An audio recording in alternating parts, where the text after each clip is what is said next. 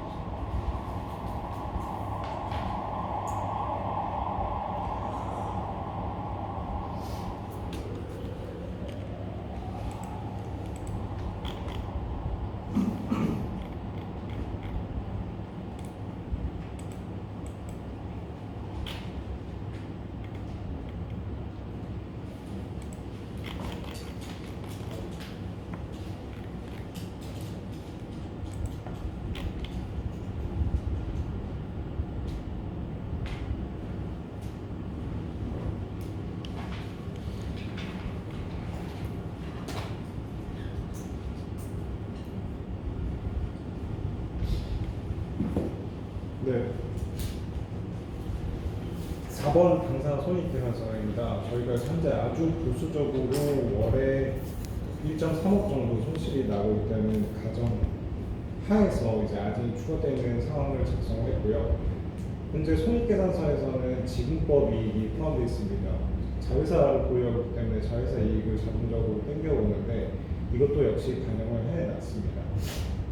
앞으로 26년까지 펼쳐지면서는 동탄 독산의 임대료는 고정이라고 가정을 했습니다. 이게 임대료를 올려버리면 아직 편입되는 게 조금 힘들 수 있기 때문에 고정이라고 가정하고, 그리고 저희가 현재 보유하고 있는 현금이 그 연에 1.5% 정도 이자 수익이 발생한다는 내용을 추가해서 반영했습니다. 그 다음 5번 캐시플로우 항목입니다. 인플로우는 저희가 보유하고 있는 현금에서 직전 월의 수입에서 지분법 이익을 제한 금액을 실제로 현금으로 받습니다. 아웃플로우는 직전 월의 비용에서 저희가 당사에서 자체적으로 쌓는 보증금 상환 적립금을 제한 금액이 실제로 나간다고 가정했습니다. 그리고 이제 그와 별도로 계약금, 부가세, 잔금 등은 별도로 이제 항목으로 다 추가를 해가지고 나가고 들어오는 금액을 적용을 했습니다. 이제 맨 위로 가 보시면은 아진스케어 전체를 관장하는 타임 테이블이 그냥 처음에 나오게 됩니다. 9월 빨간색 글씨를 보시면 되는데 9월 27일에 이사회를 개최를 하고 10월 초에 9월을 넘겨서 공매 계약을 체결을 합니다. 이사회 개최가 끝났으니 주총 전까지는 법률 간편 물리 실사를 착수를 하고요. 이사회 개최 후 약 8주 후인 11월 22일에 주총회를 개최하고 그와 맞춰서 저희가 행정적으로 국토부에 보고하는 절차를 동시에 진행합니다. 그리고 약 한 3에서 4주 후인 12월 4주 정도에는 변경 신고가 수리될 것으로 예상을 하고 잔금 납입이 그때 맞춰진다고 설정을 하였습니다. 이 관련된 취득과 관련된 스케줄은 이 올해 24년 12월까지 해서 마무리가 되고요. 그에 따른 아진스케어 이슈와 당사 이슈가 밑에 하단에 나옵니다. 저희는 회사는 우선 9월 달에 회원권 매각을 완료해서 20억을 현금으로 확보를 하고 10월 달에 계약을 체결하면서 계약금 43억, 10%인 43억이 바로 나가게 됩니다. 12월 달에 가보면은 바로 취득함과 동시에 부동산을 재판가를 받아서 700억은 장부의 자산으로 잡히게 되고 부가세를 20억을 납부를 합니다. 이런 이제 현금 아웃플로우가 발생할 때 돈이 조금 부족해서 저희가 새마을금고 대출과 별도로 당사 차입을 진행해야 되는데 그 형태는 아직 결정되지 않았습니다. 그리고 옆으로 좀 따라가 보시면은 이제 아진을 운영하면서 나오는 이슈와 당사 이슈가 이제 순차적으로 나오게 되는데요. 저희가 우선은 현금 쇼티지를 방지하기 위한 보수적인 접근으로 내년 1년이 도래하면은 이제 저희가 투자했던 채권들을 이제 풋을 행사를 해서 금액을 확보한다는 가정을 넣었습니다. 이런 가정들이 만약에 없다고 하면은 저희가 좀 더 많은 차익을 일으켜야 합니다. 그래서 먼저 투자한 5억에 대해서 풋을 행사하고 3월에 25년 5월에는 35억을 풋 행사를 해서 35억을 상환을 받습니다. 그리고 말씀드린 대로 저희가 취득하고 6개월이 지나면은 아진의 임대가 100%가 찬다는 가정을 해서 임대료가 현재 28.8억에서 35억으로 올라간다고 설정을 했습니다. 재산세와 각종 비용들이 순차적으로 월에 발생하는 걸 납부를 하고요. 그 다음에 1년이 딱 경과한 시점에 26년 1월부터는 저희가 387억의 대출금을 350억으로 줄이고 그 차익을 저희가 보유하고 있는 현금으로 에코티 납입을 하고 그리고 이때부터는 저희 회사도 이제 적자에서 누적 적자에서 면해서 ROE를 이제 세금을 반영한 개념으로 적용하였습니다. 한 칸 내려와서 밑에 표를 보시면은 아진 스퀘어를 매입하는데 총 매입 원가가 포함되어 있습니다. 교보자산 신탁과 거래하는 부동산 공매, 부동산에 대한 내용은 430억. 그리고 저희가 보수적으로 접근해서 이 아진을 실사하는 비용을 2억 5천이라고 했습니다. 현재 이제 기흥에서 발생한 비용이 포함될 수 있기 때문에 좀 더 넓은 범위로 잡았고 보증금 36억이 있는 거는 저희가 아직 협의 단계는 거치지 않았지만 가장 보수적으로 36억을 100% 인수한다고 봤고 이것은 캐시 아웃플로우에 반영되는 건 아닙니다. 다음 시행사 비용은 이 역시 저희가 협의를 하지는 않았지만 10억 정도에서 협의를 해서 금액을 결정한 것 같고요. 저희가 계약을 해놓은 컨설팅 비용은 20억이 지출된다고 봤습니다. 이 같은 금액을 다 해서 취득세를 내게 되면 약 22억 9천 정도가 나오게 되고요. 총 토탈 금액은 521억입니다. 저희가 10월 달에 계약금 그리고 12월 달에 잔금을 내는 금액은 보증금을 제외한 485억 정도인데 이 중 387억은 담보 대출입니다. 한 칸 밑에 내려오셔서 아진에서 발생하는 수익 비용입니다. 아진에서는 현재 임대율이 100% 달성하기 전까지는 연에 28.8억을 수취한다고 설정을 했고요. 그리고 아까 말씀드린 대로 관리비는 위아래 네팅이 됩니다. 이 물건에서 발생하는 비용이지만 저희가 강사에서 쌓는 상환 적립금은 연에 4.8억 정도 발생을 하는데 실제로 나가는 개념은 아니니 후단에는 아웃플로에서는 빠지게 됩니다. 대출 이전에 저희가 387억에 대해서는 처음에 5.5%를 적용해서 출발을 하였습니다. 이 역시도 아직 협의가 완료된 건 아닌 것 같지만 가장 보수적인 나온 마지막 숫자로 적용을 했고요. 당사 차익도 같은 숫자로 적용을 했습니다. 이것도 역시 5.5% 적용을 했고 재생 공과금은 연에 1억 7천 정도 발생을 하게 됩니다. 그래서 옆으로 쭉 가보시게 되면은 이제부터는 상환 적립금은 당사에서 자체적으로 쌓는 개념이기 때문에 그거를 포함해서 계산할지 포함하지 않을지 두 가지 경우가 생기는데요. 이것 역시 나중에 필요한 목적에 따라서 선택할 수 있습니다. 상환 적립금을 반영을 한다면은 아진에서 나오는 수익이 250만 원.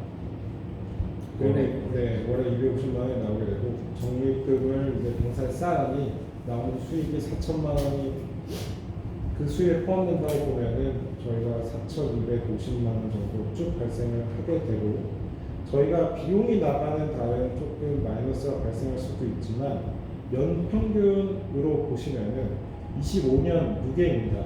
25년 무게는 아진에서 상환 적립금을 미반영하면은 6억 4천 정도가 나오게 됩니다.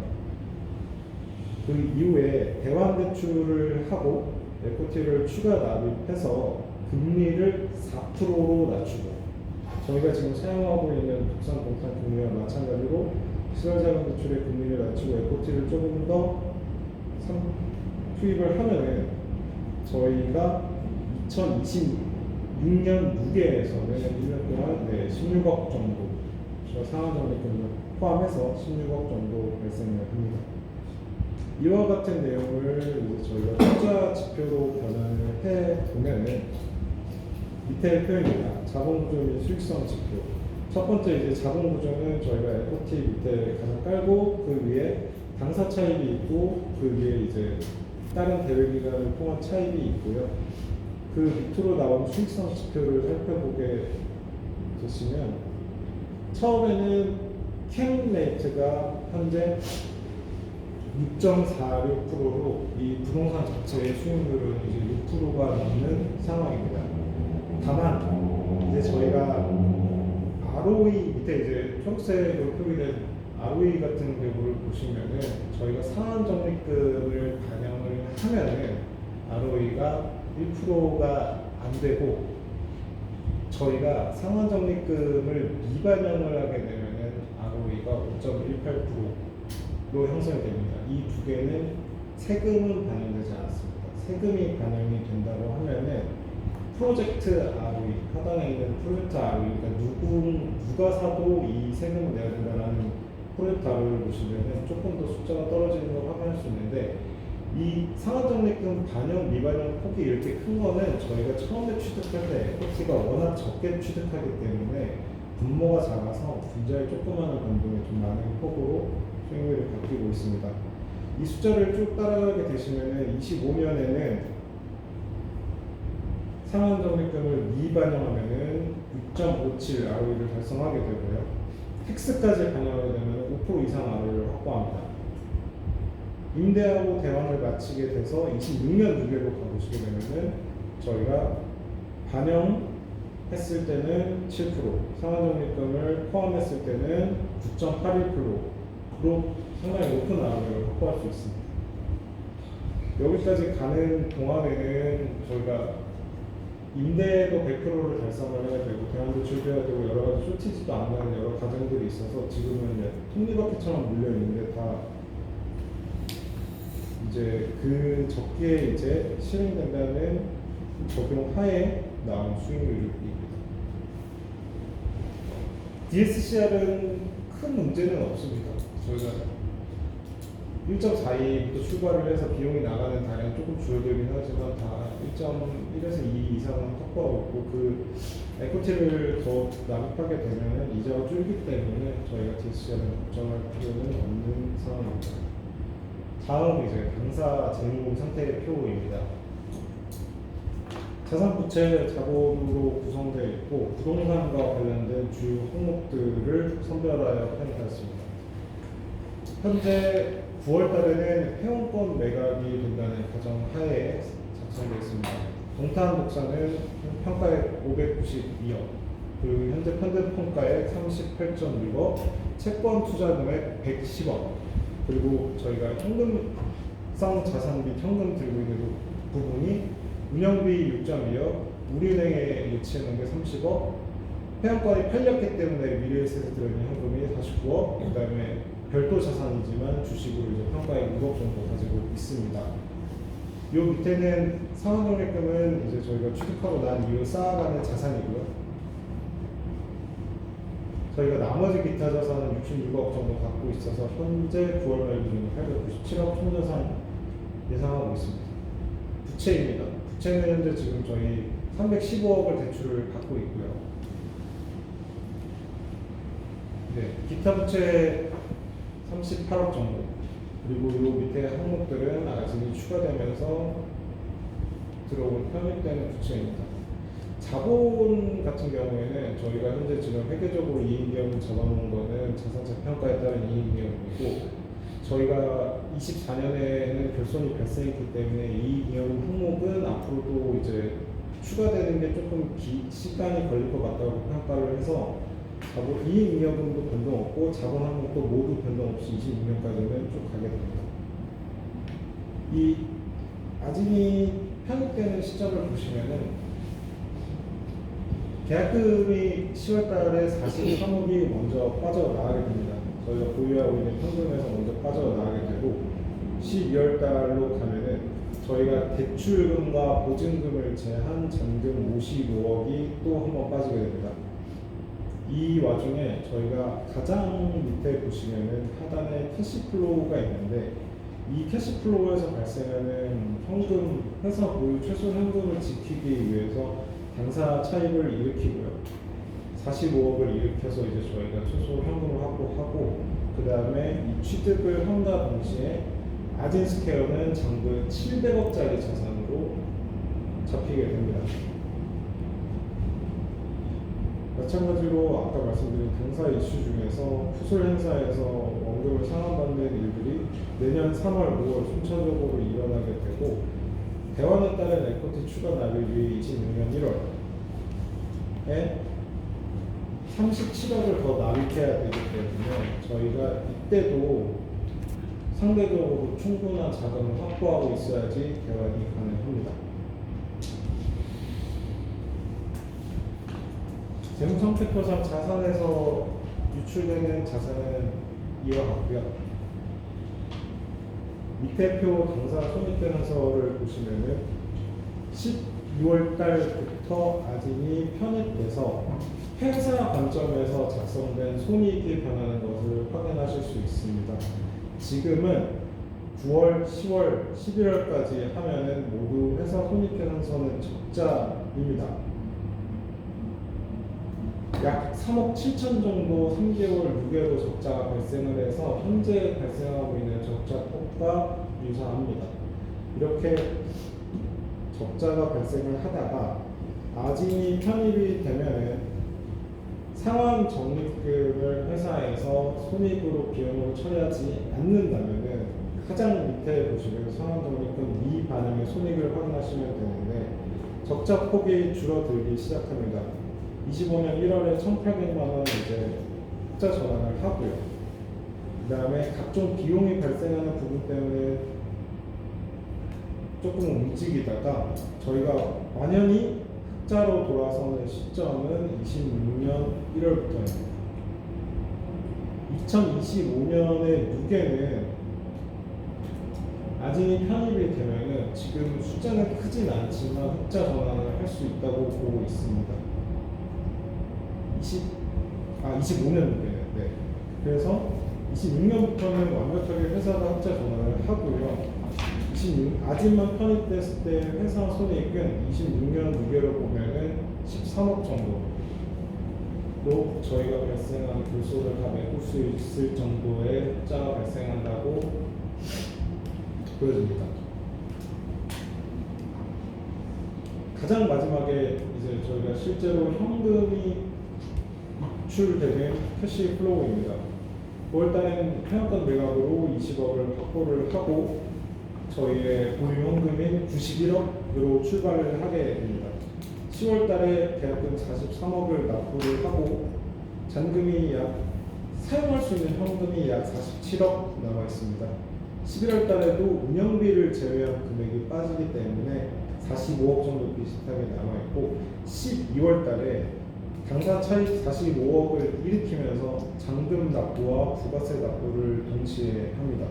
이때 모든 걸 다 내고 남아있는 잔여 현금이 약 12억을 유지하기 위해서 45억을 계산한 거기 때문에 12월에는 가장 현금이 적은 달인데 13억 정도 회사에 사용할 수 있는 현금이 남을 수 있을 것 같고 부가세는 바로 다음 달에 환급을 받는다고 가정했습니다. 그때부터는 이제 32억 정도 계속 그리고 이제 저희가 이익이 조금씩 쌓이다가 물론 이제 여기는 푸슬 행사한 채권의 금액도 이제 포함되어 있습니다. 쌓이다가 대환을 하게 될 때 37억이 나가게 되면은 약 33억이 회사에 남고 크게 지금 이제 취득할 때만큼의 이제 적은 금액이 남지는 않습니다. 저희가 이때 상황을 판단을 해가지고 당사 차입을 한 부분들에 대해서도 후 처리를 고민할 수 있을 것 같습니다. 그렇게 되면은 26년까지는 저희가 30억에서 40억대를 계속 유지할 수 있고요. 캐시 자체는 당사 차입 금액 전체 금액에 의존하고 있어서 이 부분을 판단하셔서 이제 차입 금액을 정하시면 될 것 같습니다. 네. 이상입니다. 수고하셨습니다.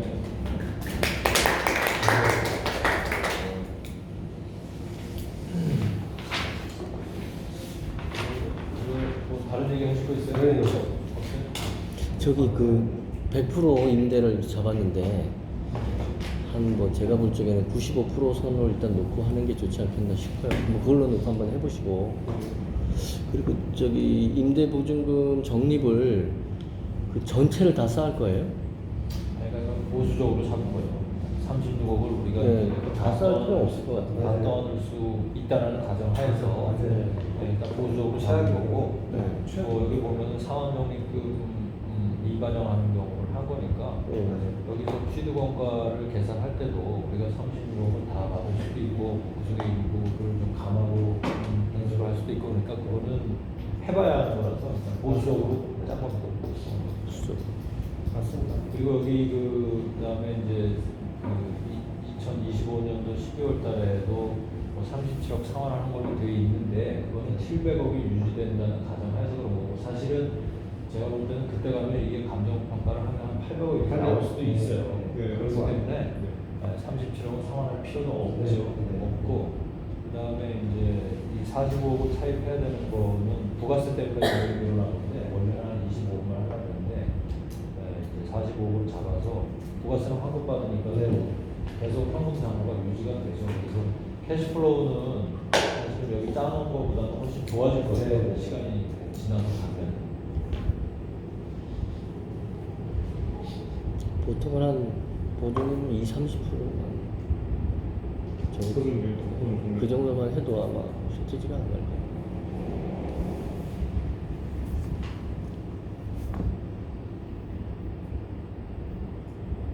잘 짜셨네. 그래서 제가 볼 때는 이제 통보하고는 문제 없을 것 같고 숫자가 잘 나오고 있기 때문에 임대율도 뭐 95%가 좀 더 현실적이라고 볼 수 있지만 일단 100% 된다고 가정을 해서 하는 게 일단 저쪽하고 얘기할 때는 좋을 것 같고 그다음에 여기 당사 ROE하고 프로젝트 ROE 나누는 거는 이제 세금 우리가 이제 적정하는 데는 세금 문제가 있고 그다음에 상환적립금도 뭐 이제 적립하는 거와 아닌 거로 한 거는 관리회계 차원에서 한번 보자. 떠안았을 때 어떻게 되는 거 다 가능한 거니까. 이거는 상당히 보수적으로 짠 겁니다. 그래서 이거보다 더 나빠지지는 않을 것 같고 여기 보면은 이제 그 시행사 비용이 우리가 한 10억 정도 들었잖아요. 그게 이제 약간 변동이 있긴 한데 지금 이거를 이제 이런 이슈가 있어요. 우리가 이거를 포괄 승계를 하게 되면 부가세를 안 해도 된대요.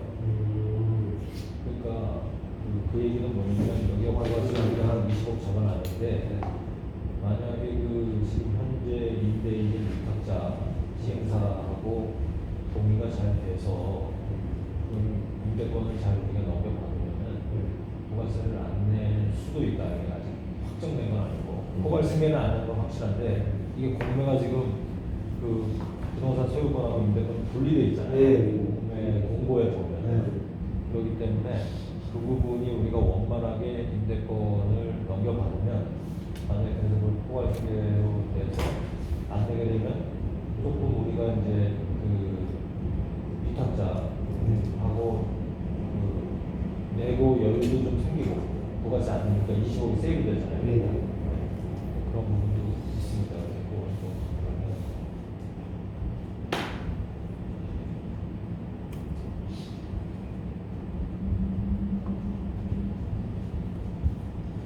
그리고 이제 그 뭐 얘기했지만 이사회는 9월달에 하고 혹시 이제 분기 결산 때문에 계약은 10월 초로 넘겨지는 거고 어차피 이사회를 하면서 주총을 불러야 되기 때문에 주총은 여유 있게 한 8주 정도 물론 뭐 더 잡을 수도 있는데 연내 매입을 완료하려면 그 정도가 적당하지 않을까.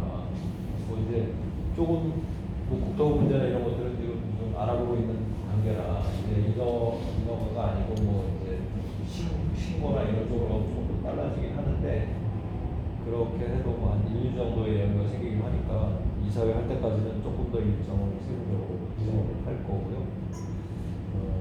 그렇게 보시면 될 것 같아요. 어차피 뭐 현실적으로 8주 안에 해결이 안 되면 뭐 12주 간다고 해결되겠어요. 그렇게 봐야죠. 맞습니다. 그렇게 접근을 하는 거거든요.